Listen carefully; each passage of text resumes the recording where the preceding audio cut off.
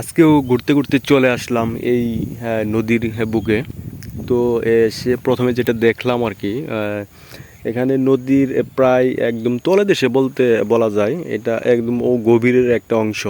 তো এখানে যারা এই গম আর কি এটা ফলাইছে খুব অদম্য সাহস এবং শক্তি নিয়ে মনের ভিতরে, তারপরে কিন্তু এটা ফলানো হয়েছে। কারণ এই জন্যই বললাম, কারণ এটা যখনই আপনার এখন তো চৈত্র মাসের কয়েকদিন যায়, 7-8 দিন যাইতেছে।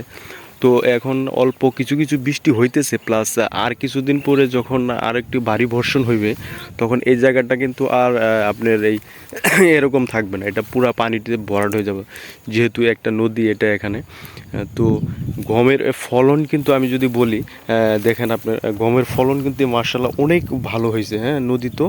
কারণ এখানে সব সময় তো একটা স্রোত থাকতো আর কি, পানি হয়তো হয়তো দেখা গেছে এটা কিছুদিন ধরে শুকিয়েছে, তার ফলে এই ফলশ্রুতিতে আপনি কৃষক এখানে যে গমটা চাষ করেছে।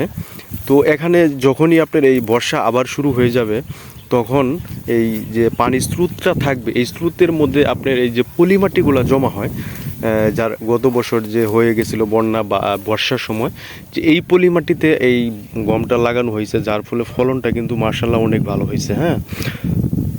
তো আসলেই চোরের জীবন খুবই সুন্দর আমি মনে করি।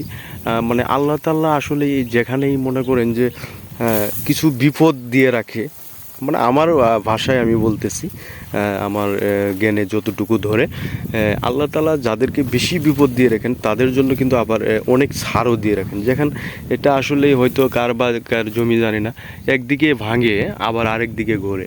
তো যার ভাঙে, যেমন ধরেন এখানে কিন্তু আসলে ফসল ফলারই কথা না, তারপরে ফসল অনেক ভালো হয়েছে। ওই দিকে আবার দেখেন ভুট্টা লাগাইছে, তারপর ওটা কিন্তু কোনো শিওর নাই যে ফসলটা তুলতে পারবে কি পারবে না। আবার এটা ধান লাগাইছে, ধান কিন্তু তুলতে পারবে কিন্তু পারবে শিওর না, কিন্তু এই যে গমটা এটা কিন্তু তুলতে পারবে, এটা একদম শিওর 100%। তো ভালো থাকবেন সবাই, আশা করি